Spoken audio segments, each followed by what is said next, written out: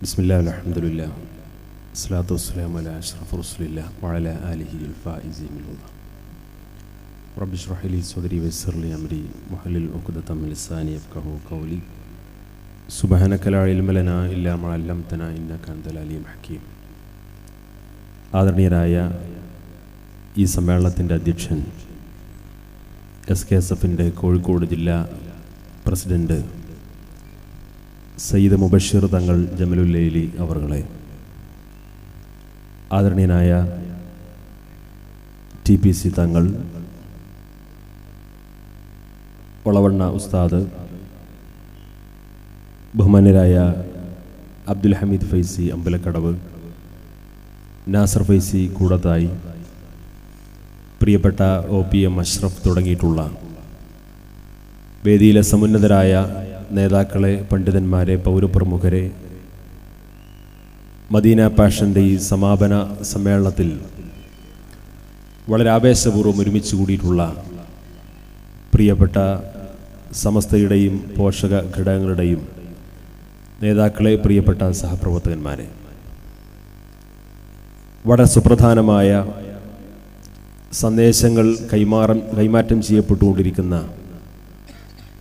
ഒരു സമാപന സമ്മേളനമാണ് ഇവിടെ നടന്നുകൊണ്ടിരിക്കുന്നത്. SKSFൻ്റെ സാന്നിധ്യമുള്ള കേരളത്തിലും അയൽ സംസ്ഥാനങ്ങളിലുമുള്ള ജില്ലകളിലെല്ലാം മദീന പാഷൻ എന്ന പേരിൽ വളരെ കൃത്യമായ ചില പദ്ധതികൾ ആവിഷ്കരിച്ചുകൊണ്ട് നടപ്പാക്കുന്ന സംഘടനാപരമായ വലിയ അജണ്ടകളും ലക്ഷ്യങ്ങളും മുന്നിൽ വെച്ചുകൊണ്ട് നടപ്പാക്കുന്ന ഒരു പദ്ധതിയുടെ പ്രഖ്യാപനമാണ് സത്യത്തിൽ ഈ മദീന പാഷൻ്റെ ക്യാമ്പുകളിലൂടെ നമ്മുടെ സംഘടനാ പ്രവർത്തകർക്ക് കൈമാറുന്നത്. മദീന പാഷൻ്റെ ക്യാമ്പിൽ വെച്ചുകൊണ്ട് നമ്മുടെ ശാഖാതലങ്ങളിൽ നിന്ന് പങ്കെടുത്ത അതിൻ്റെ പ്രധാന സംഘടനാ ഭാരവാഹികൾ ഇന്ന് രാവിലെ ഒരു പ്രതിജ്ഞ എടുക്കുകയുണ്ടായി. ആ പ്രതിജ്ഞയിൽ പ്രധാനമായി 3 കാര്യങ്ങളാണ് പറയുന്നത്. ഒന്ന്, കേരളത്തിലെ മുസ്ലിം ഉമ്മത്തിന് വിശ്വാസപരമായും കർമ്മപരമായും നേതൃത്വം നൽകുന്ന സമസ്ത കേരള ജംഇയ്യത്തുൽ ഉലമയുടെ ആഹ്വാനങ്ങൾക്കും നിർദ്ദേശങ്ങൾക്കും അനുസരിച്ചുകൊണ്ട് ആ മഹിതമായ പ്രസ്ഥാനത്തിൻ്റെ ഒരാത്മാർത്ഥ സേവകനായി ഇനിയുള്ള കാലം തുടർന്നും ഞങ്ങൾ ആത്മാർത്ഥമായി പ്രവർത്തിക്കുമെന്ന് പ്രതിജ്ഞ ചെയ്യുന്നുണ്ട്. അതേപോലെ രണ്ടാമതായി പറയുന്ന കാര്യം, ഒരു മതവിദ്യാർത്ഥി പ്രസ്ഥാനത്തിൻ്റെ ഭാഗമായി പ്രവർത്തിക്കുന്ന ഈ സംഘടനാ പ്രവർത്തകരെ സംബന്ധിച്ചിടത്തോളം മതബോധത്തിൽ അധിഷ്ഠിതമായ വിദ്യാഭ്യാസ പ്രവർത്തനത്തിന് പ്രാമുഖ്യം കൊടുത്തുകൊണ്ടുള്ള ഒരു വലിയ കർമ്മ പദ്ധതി ആവിഷ്കരിച്ചുകൊണ്ട് ഈ സംഘടന മുന്നോട്ട് പോവുകയാണ്.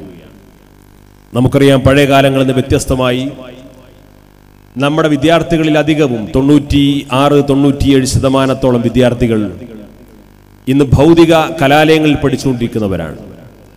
നമ്മുടെ മതകലാലയങ്ങളിൽ ദർസ് അറബിക് കോളേജ് മേഖലയിൽ പഠിച്ചുകൊണ്ടിരിക്കുന്ന ധാരാളം വിദ്യാർത്ഥികളുണ്ട്. ആ വിദ്യാർത്ഥികളെ ഒരുമിച്ച് കൂട്ടി വളരെ ആത്മവിശ്വാസത്തോടുകൂടി നാളെ ഈ സമൂഹത്തിന് സേവനം ചെയ്യാൻ ആവശ്യമായ ഒരുപാട് പദ്ധതികൾ ആവിഷ്കരിച്ച് അവരെ കൊണ്ട് മുന്നോട്ട് പോകുന്നതോടൊപ്പം മഹാഭൂരിപക്ഷം വരുന്ന ഭൗതിക കലാലയങ്ങളിൽ പഠിച്ചുകൊണ്ടിരിക്കുന്ന വിദ്യാർത്ഥികൾ, ആൺകുട്ടികളെയും പെൺകുട്ടികളെയും ഒക്കെ അവർക്ക് പ്രാഥമികമായി ലഭിക്കുന്ന മദ്രസാ വിദ്യാഭ്യാസത്തിന് ശേഷം കേവലം ഭൗതികമായ വിദ്യാഭ്യാസവും ഒരുപാട് തിന്മകൾ അരങ്ങേറിക്കൊണ്ടിരിക്കുന്ന ക്യാമ്പസിൽ ജീവിച്ചുകൊണ്ടിരിക്കുന്ന ഇവരെ സംബന്ധിച്ചിടത്തോളം മതബോധത്തിലൂന്നിക്കൊണ്ടുള്ള ചില പ്രവർത്തനങ്ങളിൽ അവരെ പങ്കാളികളാക്കാനും മതബോധത്തിൽ അധിഷ്ഠിതമായി അവർക്ക് മുന്നോട്ട് പോകാൻ ആവശ്യമായിട്ടുള്ള ചില സംവിധാനങ്ങൾ ഉണ്ടാക്കേണ്ടതുണ്ട് എന്ന തിരിച്ചറിവിന്റെ അടിസ്ഥാനത്തിൽ കേരളത്തിലെ മുസ്ലിം സമൂഹത്തിൽപ്പെട്ട 97% വരുന്ന ക്യാമ്പസുകളിൽ പഠിച്ചുകൊണ്ടിരിക്കുന്ന വിദ്യാർത്ഥികളെ നിരന്തരമായി മതബോധത്തോടുകൂടി ജീവിക്കാൻ ആവശ്യമായ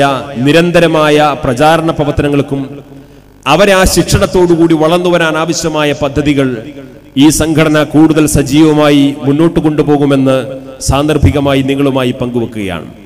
നമുക്കറിയാം, കേവലം മതവിദ്യാഭ്യാസത്തിന് പ്രാധാന്യം കൊടുക്കാതെ ഭൗതിക വിദ്യാഭ്യാസത്തിന് മാത്രം പ്രാധാന്യം കൊടുത്തുകൊണ്ടുള്ള മതബോധത്തിൽ അധിഷ്ഠിതമായ വിദ്യാഭ്യാസത്തിന് പ്രാധാന്യം കൊടുക്കാതെ ഭൗതിക താല്പര്യത്തോടുകൂടി കഴിഞ്ഞ തലമുറകൾക്കിടയിൽ ഉണ്ടായിട്ടുള്ള അങ്ങനെ ഒരു മുന്നോട്ട് പോക്കിന്റെ ഒരുപാട് അപജയങ്ങൾ നമ്മുടെ സമൂഹം ഇന്ന് കണ്ടുകൊണ്ടിരിക്കുന്നു. അവിടെയെല്ലാം വിശ്വാസപരമായി ഈ ഉമ്മത്തിന് കാവൽ നിൽക്കുക എന്ന വലിയൊരു ദൗത്യം നിർവഹിച്ചുകൊണ്ട് സമസ്ത കേരള ജംഇയ്യത്തുൽ ഉലമ മദ്രസ പ്രസ്ഥാനം മുതൽ അതിന്റെ വിവിധ ഇസ്ലാമിക് യൂണിവേഴ്സിറ്റി വരെ എത്തി നിൽക്കുന്ന വിദ്യാഭ്യാസ രംഗത്തുള്ള പ്രവർത്തനത്തിന്റെ ഭാഗമായി ഒരു പരിധിവരെ ഇത്തരം പ്രശ്നങ്ങളെ തിരിച്ചറിയാനും അതിന് പരിഹാരം നേടാനും സാധിച്ചുവെങ്കിൽ ഇന്ന് മതമേഖലയിൽ പഠിച്ചുകൊണ്ടിരിക്കുന്ന വിദ്യാർത്ഥികൾക്കേക്കാൾ കൂടുതൽ ഒരു വലിയ വിഭാഗം വിദ്യാർത്ഥികൾ ഭൗതിക കലാലയങ്ങൾ പഠിച്ചുകൊണ്ടിരിക്കുന്നവരാണ്.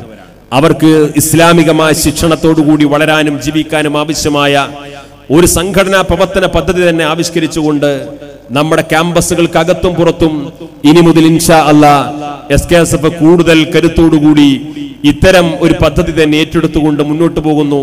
അതിന്റെ ഭാഗമായി ഒന്നുകൂടി നമ്മുടെ ക്യാമ്പസുകളിലേക്ക് ഇറങ്ങിച്ചെല്ലുന്നതിന്റെ ഭാഗമായി ഈ വരുന്ന 10, 11, 12 തീയതികളിൽ സമസ്ത കേരള ജംഇയ്യത്തുൽ ഉലമ നേരിട്ട് നടത്തുന്ന പെരിന്തൽമണ്ണ ME എഞ്ചിനീയറിംഗ് കോളേജിൽ വെച്ചുകൊണ്ട് ദേശീയ തലത്തിൽ പഠിച്ചുകൊണ്ടിരിക്കുന്ന നാഷണൽ ക്യാമ്പസ് കോൾ SKSF നേരിട്ട് സംഘടിപ്പിക്കുന്നു എന്നുകൂടി സാന്ദർഭികമായി ഉണർത്തുകയാണ്.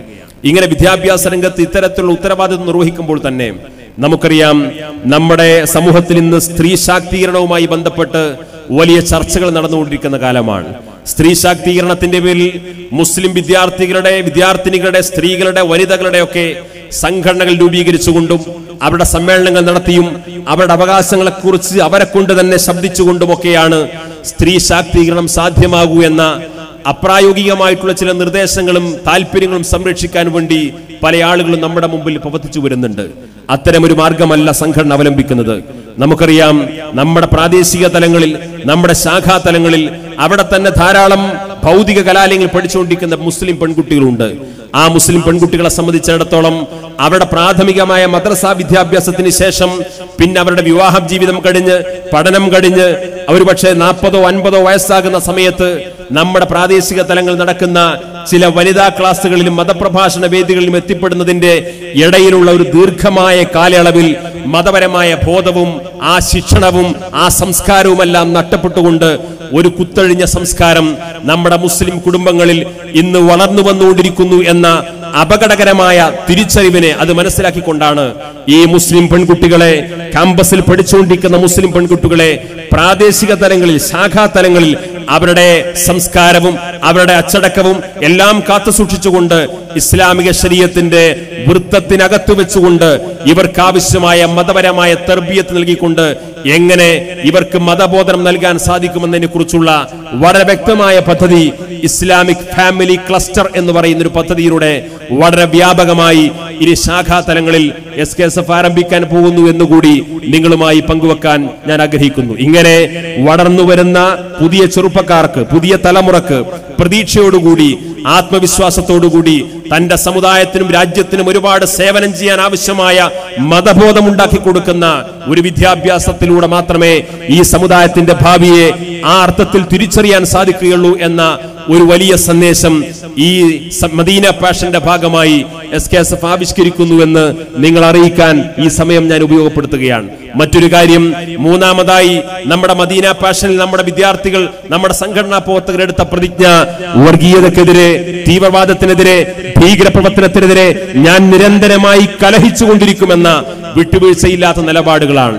നമുക്കറിയാം, കേരളത്തിലെ മുസ്ലിം സമൂഹത്തിനിടയിൽ മുസ്ലിം സമൂഹത്തിന്റെ ഭാഗത്ത് നിന്ന് തീവ്രവാദ പ്രവർത്തനങ്ങൾ കടന്നു വന്നപ്പോ ആ തീവ്രവാദ പ്രവണതകളെ ശക്തമായി എതിർക്കാനും വിമർശിക്കാനും അത് സംഘടനയുടെ കൃത്യമായ ഒരു നിലപാടായി ഈ സമൂഹത്തിന് മുമ്പിൽ പറയാനും പ്രചരിപ്പിക്കാനും സാധിച്ചതുകൊണ്ട് അത്തരം തീവ്രവാദ പശ്ചാത്തലമുള്ള മുസ്ലിം പക്ഷത്ത് രംഗത്ത് വന്ന തീവ്രവാദ സംഘടനകൾക്ക് ഈ നിമിഷം വരെ മുസ്ലിം സമുദായത്തിന്റെ മുഖ്യധാരയിലേക്ക് കടന്നു വരാൻ സാധിച്ചിട്ടില്ല എന്നതിന്റെ ഏറ്റവും പ്രധാനപ്പെട്ട കാരണം സമസ്ത കേരള സുന്നി വിദ്യാർത്ഥി പ്രസ്ഥാനം ഉൾപ്പെടെ ഇവിടെ നടത്തിയിട്ടുള്ള വിട്ടുവീഴ്ചയില്ലാത്ത നിരന്തരമായ തീവ്രവാദ വിരുദ്ധ ക്യാമ്പയിന്റെ പ്രതിഫലനമാണ് എന്ന് അഭിമാനത്തോടുകൂടി പറയാൻ സാധിക്കും.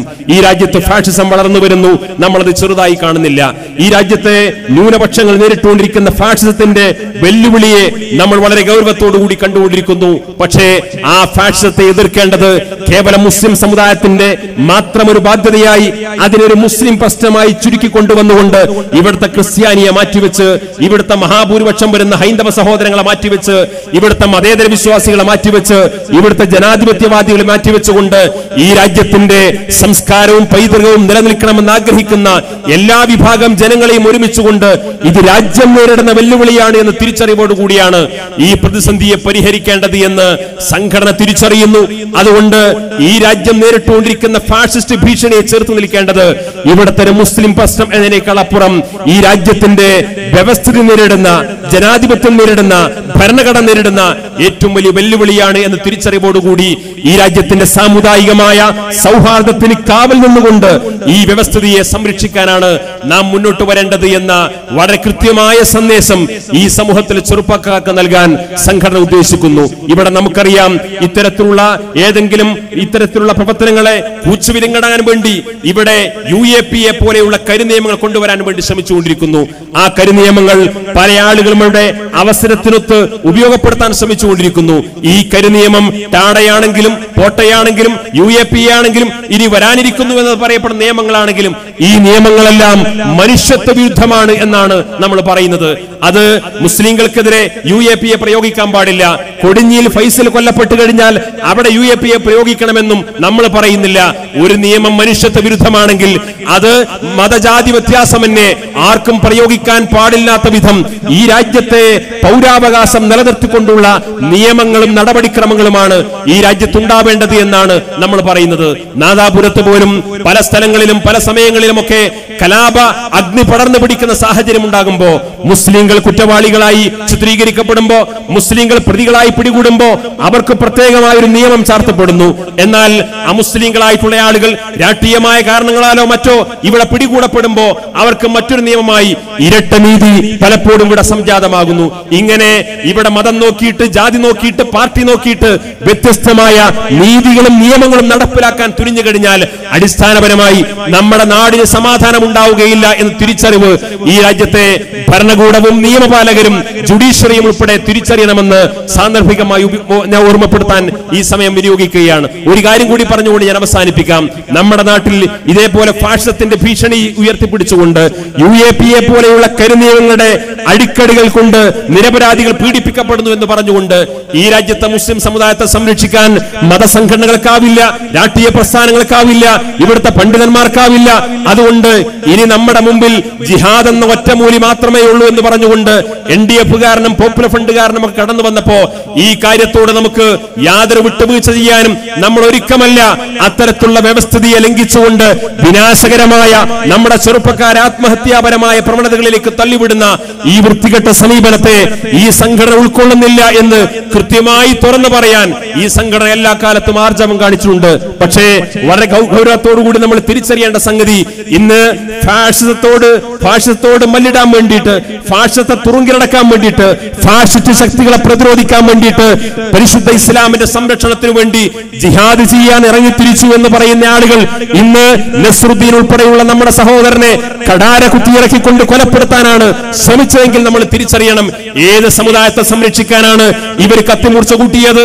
ഏത് സമുദായത്തെ സംരക്ഷിക്കാനാണ് ഇവർ ഇതേപോലെയുള്ള സായുധ പരിശീലനം നടത്തിയത്? ഇവിടെ ജിഹാദിന്റെ സൂക്തങ്ങളെ സാഹചര്യത്തിൽ നടത്തി മാറ്റിക്കൊണ്ട് ഇത്തരത്തിലുള്ള അപകടകരമായ നയസമീപനങ്ങൾ തുടർന്നത് ഏത് സമുദായത്തെ സംരക്ഷിക്കാനാണ്? സ്വന്തം സമുദായത്തെ വെട്ടിയും നുറുക്കിയും കൊലപ്പെടുത്തിക്കൊണ്ട് സമുദായത്തിനകത്ത് അരക്ഷിതാവസ്ഥ സൃഷ്ടിച്ചുകൊണ്ട് തങ്ങൾക്കിവിടെ ഫാഷിസ്റ്റ് ശക്തികൾക്ക് വിടുവേല ചെയ്യുന്ന പണിയാണ് ഇപ്പോൾ ഇത്തരത്തിലുള്ള പോപ്പുലർ ഫണ്ടുകാരൻ ചെയ്തുകൊണ്ടിരിക്കുന്നത് എന്നത് പറയാതിരിക്കാൻ നിർവാഹമില്ല. ഞാനിത് ഈ നസ്രുദ്ദീന്റെ കൊലപാതകവുമായി ബന്ധപ്പെടുത്തി താരതമ്യം ചെയ്യും പറയുന്ന കാര്യമല്ല. നിങ്ങൾക്കൊരു പക്ഷേ ഒരിക്കലും വിശ്വസിക്കാൻ കഴിയില്ല. നമ്മൾ കേട്ടപ്പോൾ പോലും പലപ്പോഴും അത് ശരിയാണോ എന്ന് 100 തവണ ആവർത്തിച്ച് അന്വേഷിച്ചതിന് ശേഷമാണ് ഞാൻ നിങ്ങളുടെ മുമ്പിൽ ഒരു കാര്യം പങ്കുവെക്കാം. ഈ രാജ്യത്തെ RSSനോട് മല്ലിടാൻ വേണ്ടിയിട്ട്, BJPയോട് മല്ലിടാൻ വേണ്ടിയിട്ട്, ഇവിടുത്തെ ഫാഷിസ്റ്റ് ശക്തികളോട് വിട്ടുവീഴ്ചയില്ലാത്ത സമീപനം സ്വീകരിക്കാൻ വേണ്ടി, ആ ഫാഷിസ്റ്റിൽ നിന്ന് മുസ്ലിം സമുദായത്തെ രക്ഷപ്പെടുത്താൻ വേണ്ടി രംഗത്ത് വന്നിട്ടുള്ള ആ പോപ്പുലർ ഫണ്ട് അവരുടെ മുഖം രക്ഷിക്കാൻ വേണ്ടിയിട്ട് SDPI എന്ന് പറയുന്ന ഒരു രാഷ്ട്രീയ പാർട്ടി രൂപീകരിച്ചപ്പോ ആ SDPI കർണാടക സംസ്ഥാനത്തുള്ള ബൺട്വാൾ താലൂക്കിലെ സജിപ്പാനാട് എന്ന് പറയപ്പെടുന്ന ഗ്രാമപഞ്ചായത്ത് തെരഞ്ഞെടുപ്പിൽ മത്സരിച്ചു. ആ ഗ്രാമപഞ്ചായത്ത് തെരഞ്ഞെടുപ്പിൽ മത്സരിച്ചപ്പോ ഇവർക്ക് കിട്ടിയ സീറ്റ്, ഭരണം നടത്താൻ രീതിയിലുള്ള സീറ്റ് ലഭ്യമാകാതെ വന്നപ്പോ ഭരണത്തിന്റെ സ്ഥിരാകേന്ദ്രത്തിലേക്ക് കയറുന്നതിന് വേണ്ടി സജിപ്പ ഗ്രാമപഞ്ചായത്ത് ഭരിക്കാനുള്ള അവസരത്തിനു വേണ്ടി സാക്ഷാൽ കോൺഗ്രസിന്റെ സ്ഥാനാർത്ഥികൾ മത്സരത്തിൽ വിജയിച്ച് കോൺഗ്രസിന്റെ മെമ്പർമാർ ആ ഗ്രാമപഞ്ചായത്തിലുണ്ടായിരിക്കെ ആ കോൺഗ്രസിന്റെ മെമ്പർമാരെ മാറ്റിവെച്ചുകൊണ്ട് സാക്ഷാൽ ബിജെപിയുടെ മെമ്പർമാരുമായി സഖ്യം ചേർന്നുകൊണ്ട് ഇന്ന് മംഗലാപുരത്തിനടുത്ത് ബണ്ടുവാൾ താലൂക്കിലെ സജിപ്പനാട് ഗ്രാമപഞ്ചായത്ത് നാസർ എന്ന് പറയുന്ന SDPI-കാരൻ പ്രസിഡന്റും ബയമ എന്ന് പറയുന്ന BJP-കാരി വൈസ് പ്രസിഡന്റുമായിട്ട് ഇന്ന് SDPI-യും BJP-യും ഒരു പഞ്ചായത്ത് ഭരിച്ചുകൊണ്ടിരിക്കുന്നു എന്ന തിരിച്ചറിവിലേക്കാണ് കാര്യങ്ങൾ എത്തിക്കൊണ്ടിരിക്കുന്നത്. നമ്മൾ ആലോചിക്കണം, ഇവിടെ ഫാഷിസത്തെ പിടിച്ചു നിർത്താൻ വേണ്ടിയിട്ട് RSS-ൽ നിന്നും BJP-യിൽ നിന്നും ബജ്രംഗിൽ നിന്ന് ശിവസേനയിൽ നിന്ന് സമുദായത്തെ സംരക്ഷിക്കാൻ വേണ്ടിയിട്ട് ബൈഹത്ത് ചെയ്തുകൊണ്ട് ജിഹാദിനിറങ്ങി തിരിച്ച വിഭാഗം ഇന്ന് BJP-യുമായി ഭരണം പങ്കിട്ടുകൊണ്ട് ഒരു പഞ്ചായത്ത് ഭരിച്ചുകൊണ്ടിരിക്കുന്നു എന്ന് പറയുമ്പോൾ നിങ്ങൾ ഈ സമുദായത്തോട് തുറന്നു പറയണം, മുസ്ലിം സമുദായത്തെ രക്ഷിക്കാനാണോ, മുസ്ലിം സമുദായത്തെ ശിക്ഷിക്കാനാണോ നിങ്ങൾ ഇവിടെ ഇതേപോലെയുള്ള അസ്വസ്ഥതകൾ സൃഷ്ടിച്ചുകൊണ്ട് സ്വന്തം സമുദായത്തിലെ ആളുകളെ, ചെറുപ്പക്കാരെ പോലും RSS-ന് വേണ്ടി അറുകൊല ചെയ്യുന്ന വൃത്തികെട്ട സംസ്കാരം ചെയ്യാൻ വന്നത്? നിങ്ങൾ ഇന്ന് ഏത് സമുദായത്തെ സംരക്ഷിക്കാനാണ് രംഗത്ത് വന്നിട്ടുള്ളത് എന്ന് ഈ സമുദായത്തോട് കയ്യും കെട്ടി മറുപടി പറയാൻ ബാധ്യസ്ഥരാണ് എന്ന് വളരെ കൃത്യമായി ഈ സമ്മേളനത്തിൽ ഓർമ്മപ്പെടുത്താൻ ഞാൻ ഉദ്ദേശിക്കുന്നു. ഞാൻ അവസാനിപ്പിക്കുന്നു. വർഗീയവാദത്തിനെതിരെ, തീവ്രവാദത്തിനെതിരെ, ഭീകരപ്രവർത്തനങ്ങൾക്കെതിരെ, ഈ രാജ്യത്തിന്റെ സാമുദായിക സൗഹാർദ്ദം തകർക്കാനുള്ള ഇത്തരത്തിലുള്ള പ്രവണതകൾക്കെതിരെ ശക്തമായ നിലപാട് സ്വീകരിച്ചുകൊണ്ട് മതബോധത്തിലധിഷ്ഠിതമായ വിദ്യാഭ്യാസത്തിലൂടെ നമ്മുടെ ചെറുപ്പക്കാരെ, വിദ്യാർത്ഥിയെ വളർത്തിയെടുക്കാൻ ആവശ്യമായിട്ടുള്ള ശ്രമകരമായ പദ്ധതികളുമായി സംഘടന മുന്നോട്ട് വരുമ്പോൾ അതിനെ പിന്തുണക്കാനും പ്രോത്സാഹിപ്പിക്കാനും ഒക്കെ നിങ്ങൾ ആത്മാർത്ഥമായി തയ്യാറാവണമെന്ന് മാത്രം അഭ്യർത്ഥിച്ചുകൊണ്ട് ഞാൻ അവസാനിപ്പിക്കുന്നു. ഇന്നലെ മുതൽ SKSF സംസ്ഥാന വ്യാപകമായി കടുത്ത വേനൽ ചൂടുകൊണ്ട് കെടുതി അനുഭവിച്ചുകൊണ്ടിരിക്കുന്ന, വരൾച്ച കൊണ്ട് പൊറുതി അനുഭവപ്പെടുന്ന, ശുദ്ധജലക്ഷാമം കൊണ്ട് ദാഹമകറ്റാൻ കഴിയാതെ പ്രയാസപ്പെട്ടുകൊണ്ടിരിക്കുന്ന നമ്മുടെ സഹോദരന്മാർക്ക് ശുദ്ധജലം എത്തിച്ചു കൊടുക്കാനും ജലസ്രോതസ്സുകൾ സംരക്ഷിക്കാനും അതേപോലെയുള്ള ജനവിനിയോഗത്തെക്കുറിച്ച് ആവശ്യമായ ബോധവൽക്കരണം നടത്തുക എന്ന് പറയുന്നത് ഒരു സാമൂഹ്യ വിഷയം മാത്രമല്ല, നമ്മുടെ ഒരു മതപരമായ ഉത്തരവാദിത്വം കൂടിയാണ് എന്ന് തിരിച്ചറിഞ്ഞുകൊണ്ട് ജലം ഈസ് ഈക്വൽ ടു ജീവൻ എന്ന് പറയുന്ന ഒരു പ്രമേയം ഉയർത്തിപ്പിടിച്ചുകൊണ്ട് സംഘടന ഇന്നലെ ക്യാമ്പയിൻ ആരംഭിച്ചിരിക്കുന്നു. ആ ക്യാമ്പയിന്റെ പദ്ധതികൾ ഏറ്റെടുക്കാൻ എല്ലാ മുസ്ലിം സഹോദരന്മാരും ബഹുജനങ്ങളും മഹല്ല് ഭാരവാഹികൾ ഉൾപ്പെടെ സന്നദ്ധമാകണമെന്ന് മാത്രം സൂചിപ്പിച്ചുകൊണ്ട് കോഴിക്കോട് ജില്ലാ SKSF-ന്റെ ഈ വളരെ മനോഹരമായി അണിയിച്ചൊരുക്കിയിട്ടുള്ള ഈ മദീന പാഷന് SKSF സംസ്ഥാന കമ്മിറ്റിയുടെ എല്ലാവിധ വിജയാശംസകളും നേർന്നുകൊണ്ട് ഞാൻ അവസാനിപ്പിക്കുന്നു.